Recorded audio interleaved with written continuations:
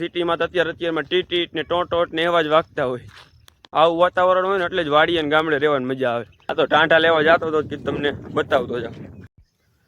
તો good morning ને જય દ્વારકાધીશ. ડાયરાને શું કે ડાયરો મોજમાં જશો અને મોજમાં ન હોય તો આપણો વ્લોગ જોવો એટલે મોજમાં આવી જાઓ. તો ભાઈ આપણે 30 દિવસનો ચેલેન્જ લીધો તો એમાં આજ છે બીજો દિવસ અને સવારમાં વાગી ગયા છે 8:30 જેવું ને વીએવા છે વાડીએ, ઘરની વાડીએ વીએવા છે આજ તો.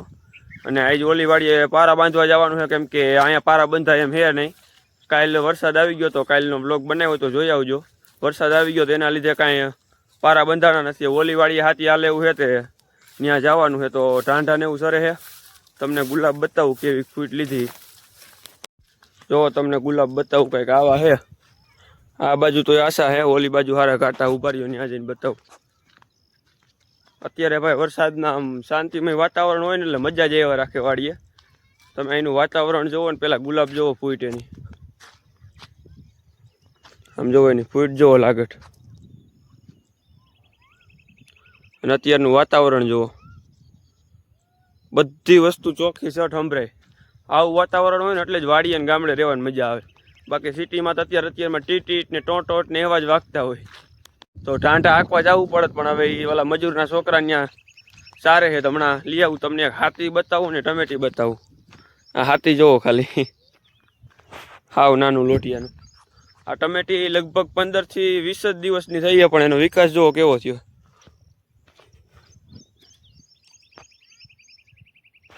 આવી ટમેટી થઈ ગઈ ભાઈ. પણ આમાં સારવાર હોય તો થાય, નકર તો પછી આમાં ખર્ચાનાય ન થાય. આમાં અનુભવ જાજો જોઈએ ટમેટીના વાવેતરમાં. અનુભવની હારે મહેનત હોય ને તો જ ભેગું થાય, નકર તો આમાં ફૂંકાઈ જાય ભાઈ ઊભા છોડવા.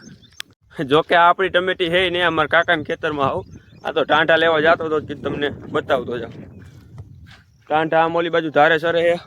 આવી ધારું છે પછી આમાં સરિયાણ ખૂટે. આ કંઈક કાકડીના વેલા છે. હજી કાકડી તો આવી નથી, આવી ગઈ છે પણ આમ જો હજી નાની નાની છે. આવડી જ થઈ, હજી બહુ મોટી નથી ખવાય એવી. ઓલા વેલામાં આપણે જોઈ જોઈએ હોય તો એમાં એકાદી નીકળે તો બાઇકમાં હોય તો. આમાં લાગતી તો નથી ક્યાંય. આ હાથીમાં વેલા બધા ફરી ગયા હે.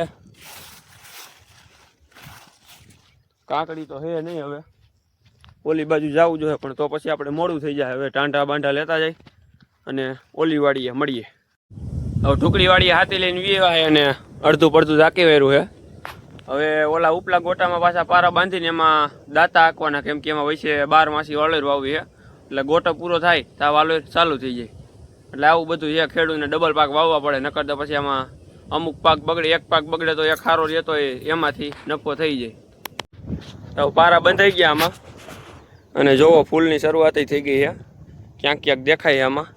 અને હવે આ પાટલામાં વૈસે દાંતા હાંકીને આમાં 12 માસી વાલોર વાવી દેવી છે. એટલે ગોટો પૂરો થાય ને ત્યાં પછી વાલોર ચાલુ થઈ જાય.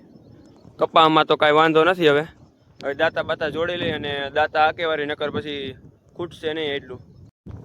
મિત્રો વાગી ગયા બપોર પછીના 5 અને આપણે ઘરની વાડી આવ્યા હતા. ગોટામાં હીરું આવી ગઈ હતી, તે દવા છાંટવાની હતી. એટલે નકર પછી ગોટાની દેવાઈ જાય, કીધું હીરુની દવા છાંટી દઈ. એટલે આ વાડીએ ને ઓલી વાડીએ બે વાડીએ હીરુની દવા છાંટવા નથી, અહીંયા છાંટી દઈએ પછી ઓલી વાડીએ જવાનું છે. તો આપણે આજનો બ્લોગ અહીં સુધી રાખી. કેવો લાગ્યો કમેન્ટ કરતા જઈજો. જય દ્વારકાધીશ.